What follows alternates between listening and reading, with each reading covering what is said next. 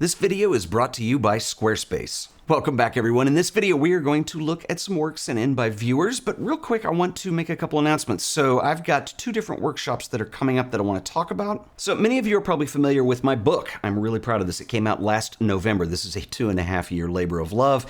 One of the things that I wanted to do when I was writing the book is actually have a workshop that was based around some of the more advanced concepts in the book. And so this is actually what the Visually Speaking Masterclass will be. So what we're going to do, and this is going to be really cool, if you want a way to level up your skills as a photographer, this is a way to do kind of a little boot camp. It's going to be online. We're going to do these on Zoom. And so what we're going to do is meet every other day for a week and a half.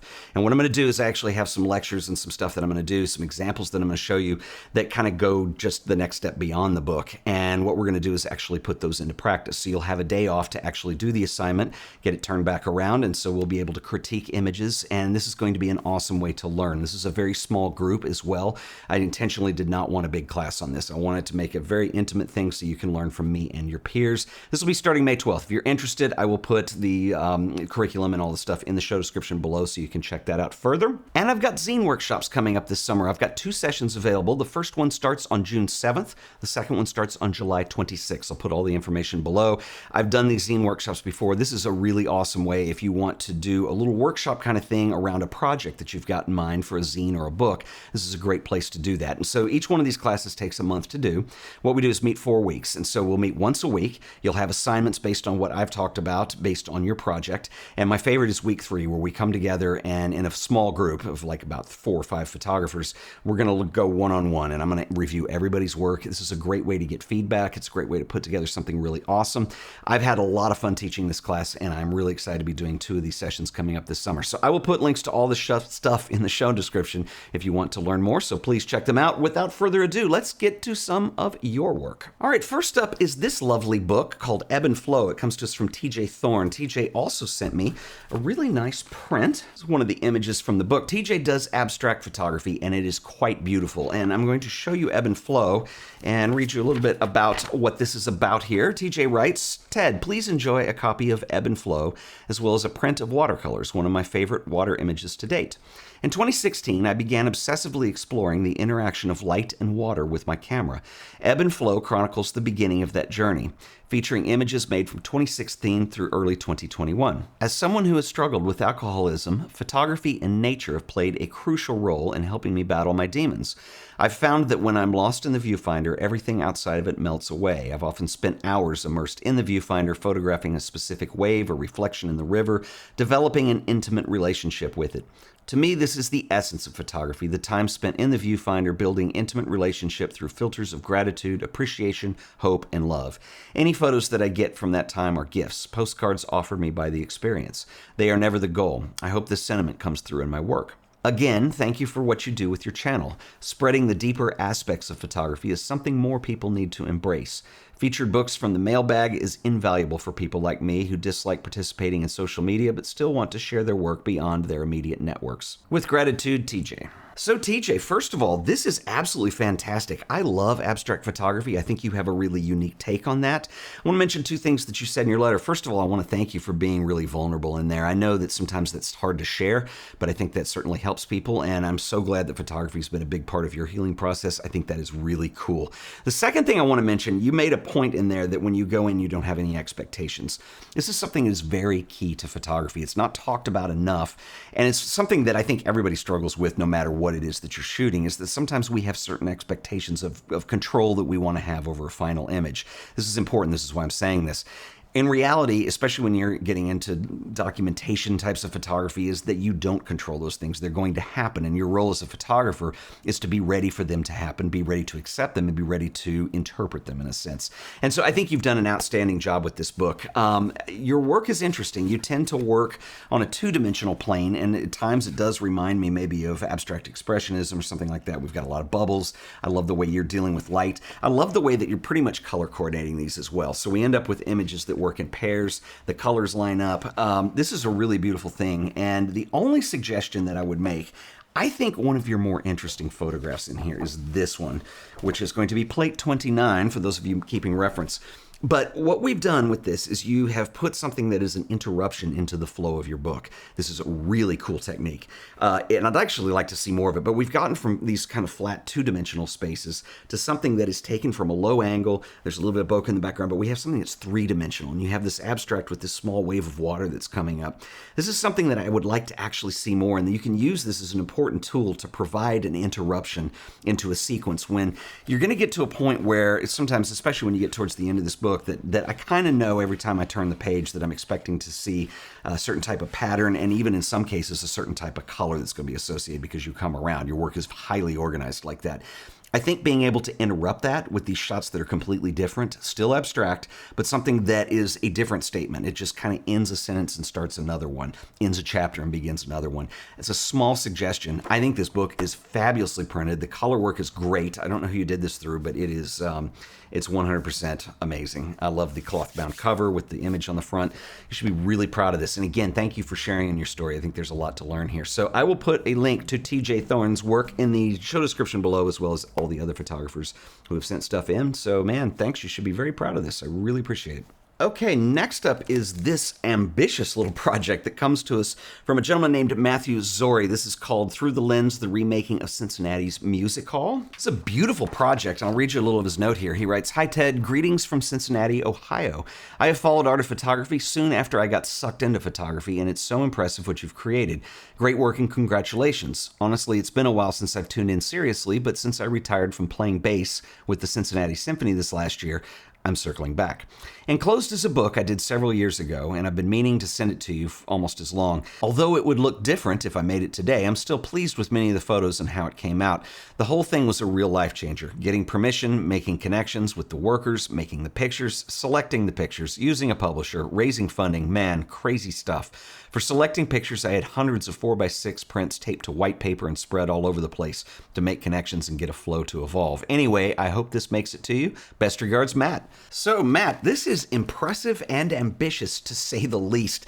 It leads me to a couple questions about the production of this book. So, essentially, this is a documentary project based on the reconstruction of Cincinnati Music Hall here. And what I love about it is, one, it's very thorough. Your architectural work is outstanding in here. You've got some really strong images. I think it's a beautiful building. I think it's got a great story to tell. I love that you included a lot of behind the scenes with the workers. And one of the things that I think makes this book really sing and work well is that you have done a really excellent job of combining architectural photography with the human element. Even when you get into the finished stuff here, like this here, when we get into the concert hall, you've got people in it. I love that. And you've also got these little vignette shots of people actually interacting with the structure. And so this is absolutely wonderful. My only concern on this, it is extremely long, and you probably know that. It is very ambitious. And when you get into construction projects, there's a lot of stuff that's just kind of guys working on stuff with scaffolding stuff, but that is a minor nitpicky complaint. The only reason that I brought that up, earlier I said I would like to know more about the production of this, because I know when you're going to do something like this, it is a really cool document for especially the people involved with the project. And I'm guessing you probably sold a few copies of this. And I think if you're looking at your audience in terms of people that are directly related with this structure and this building, I think this is appropriate to have a really long, ambitious book. I think for me, I'm not as connected to it, so it was a lot to go through. But I really like what you're doing here, and man, it's what a great project. And I love that you're a musician too. That's also a photographer. I kind of have a background in that myself, so it's really nice to meet somebody else who is in the same situation. So, Matt, really nice job. You should be very proud of this. All right, next up is this book, which I am going to give a critique that I probably haven't given ever before.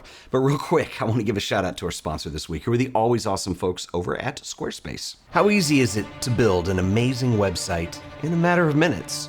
Squarespace has you covered. It's dead simple. Head over to Squarespace, hit get started. You can start by using Squarespace Blueprint AI and SEO tools, which will give you an impressive website in no time. Something unique because, you're not like other websites. Give your site a name. Next, you can build your homepage. We'll start with a few preset layouts just to get us going. Want to sell products like prints, books, maybe you make a zine? Well, you can feature those on your homepage. Create a few more sections if you want. Let's also give it a color palette. There's a whole bunch to choose from. Just get us started. We can change this all later. Next, let's select the typography choices. Welcome to your website. Everything is set up and it's all ready for you to customize. Squarespace is built on Fluid Engine, the next generation of website design. Select Edit, and Fluid Engine allows you to drag, place, and resize any element on the page.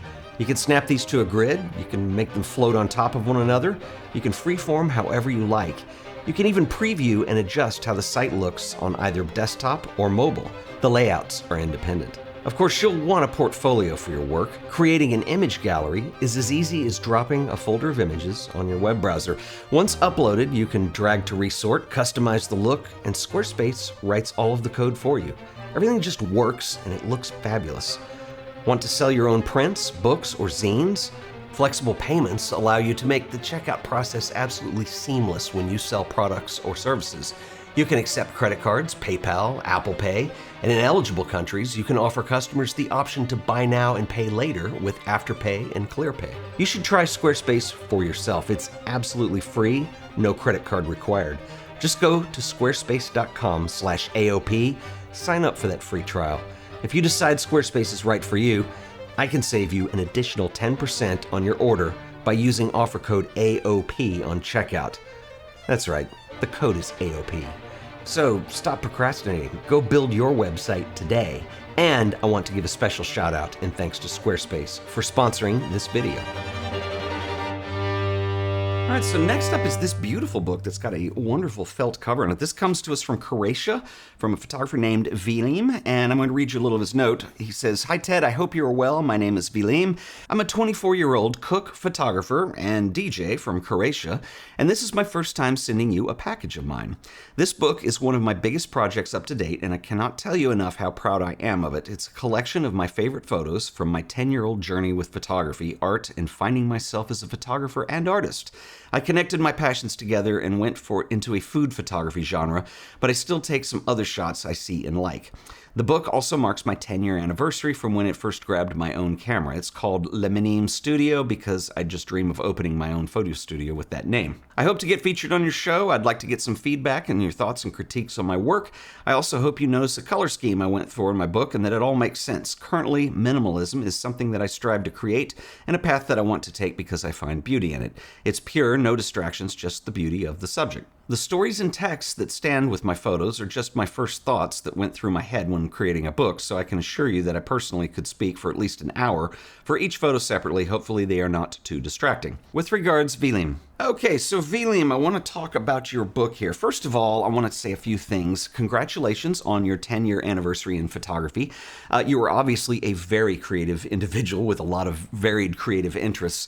And I want to say that I really like the photos that are in here, particularly the food photography shots. I think that is one of your strengths, probably being a cook. That's a passion that kind of crosses over with this. I think you have some other interesting images in here as well, but I want to make... Well, there's a couple comments I want to make on this book, and this is kind of one of the first, is flipping the pages. So, first of all, this type of book is what's known as a lay flat. It is personally something that I don't care for at all, and please do not take offense to this. It is just designed in a certain way. It's kind of a corporate design where you can actually have books that are just designed to lay flat, probably out on a coffee table, and I don't think they're designed for people to actually go through. The reason is because the paper is all beyond cover weight. It is so heavy and so stiff, it makes it very difficult to flip through this.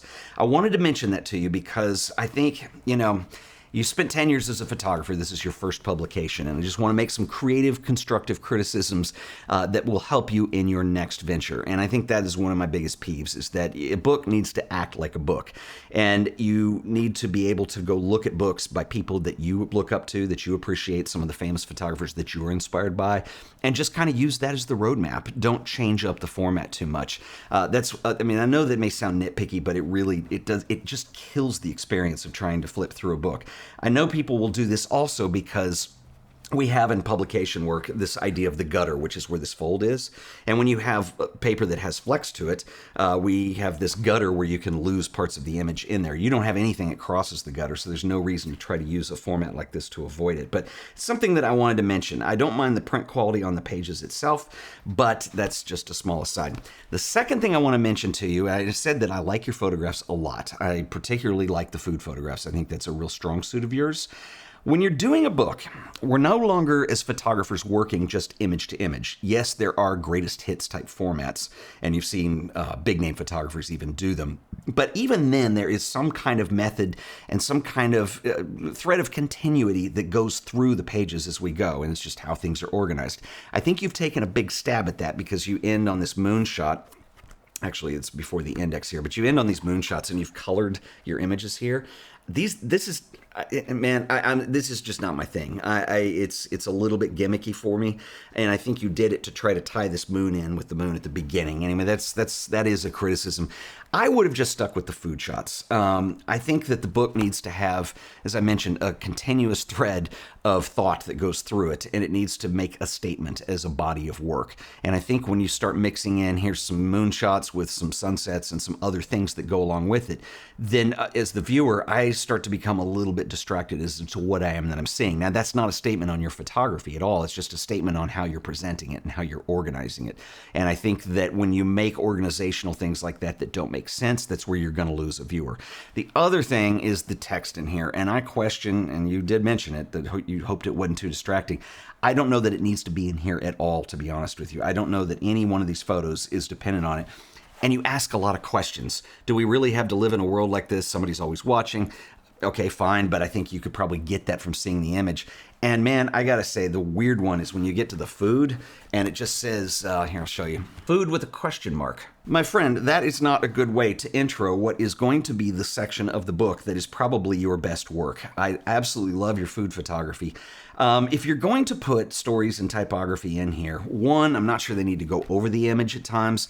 It just needs a layer of graphic design that's going to go along with this. And this is why I would encourage everybody out there, if you were actually going to print a book, and this goes for everybody of every experience level, I don't care whether you're a beginner or if you've been doing this for the last 40 or 50 years, it is always important to get second opinions on work before it goes out. We can't work in a vacuum. I can't do it. Nobody can.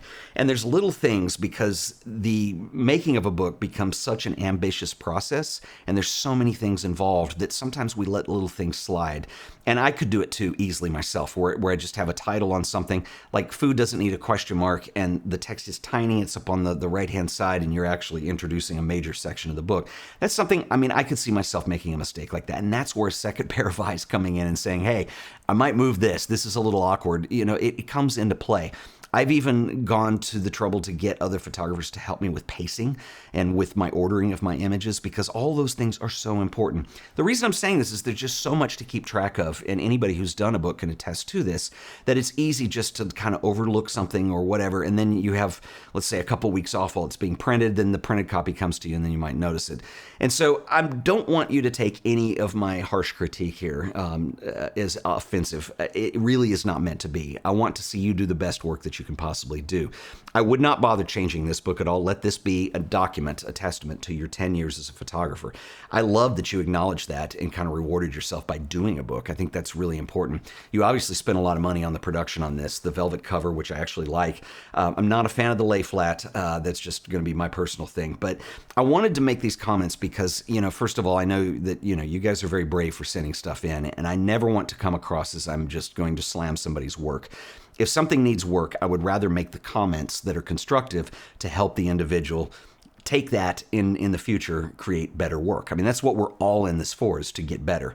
And it's one thing to be good as a photographer and to get better as a photographer, but all of a sudden, as you're getting into books, that's a new art form. And the art of making a book really is an art form unto itself. But anyway, I like your start on here. I just think that your work in here is awfully varied where it doesn't need to be. I would rather see it just being pared down. You're talking about minimalism here, so I would take your subject matter as minimalist also. If you want to do moonshots, if you want to do the sunset thing or the seascape thing, then make a book of seascapes or moons or whatever it is. Your food photography is particularly good. It's particularly strong. And I think that should have been just really the center focus of this book. I know you're trying to do a 10-year retrospective and you have more than just food photography, but I wanted to make these comments because for me personally, when I was growing up, and I did not study photography formally, I studied music formally. I went to college and studied music. And I'll just mention this a little bit off the cuff because it's something that there were two types of teachers that I always dealt with. There were people who were very personal, that had a real connection with you, and you really felt like they cared about your work and they knew who you were. There are other teachers who took a different approach, and they basically liked to just cut you off at the knees when they could. And I remember when I was taking classical guitar in college, and we had to do juries. A jury is this: you study a couple pieces that you work up during the semester, and then you have to go play them in front of the jury. And the jury is all instructors, it's all the teaching assistants and then the department lead. And you're in a room like half the size of this room, and it's so nerve-wracking. You also have furniture in this room, so everybody's got folding chairs, and literally you'll be sitting there playing classical guitar right in front of somebody, and it's usually, well, without fail, it's always the teacher you're the most afraid of. And so you're trying to keep from shaking, and you're just trying to get through the thing. And when I would get negative feedback from instructors like that, I know that their intent, now that I've taught, is that they were trying to get your attention by just really being hard asses. And I never felt like that was really effective for me. Their intention was to get you to respond in an equally passionate way and just fix things. I always just, it spoke to me better when you had the type of professor that knew your work, that would make suggestions to you. And that's, I know this is a long-winded way of coming around it because it's very, I get nervous when I critique work that needs to be critiqued on this channel. And the reason is because I don't want to come off just kind of trashing people. I've seen other photographers do that with their channels, and that's not where I'm coming from. I really do want to see everybody get better. And so if you like this long form critique, please drop me a comment and let me know. I think your next book is going to be absolutely smoking, and I can't wait to see it. And I hope that you share a copy with me. In fact, it would be really cool because then you can see progression and you can see improvement. And that's when photography or any art form starts to get really exciting. I will catch you guys in the next video. Until then, later.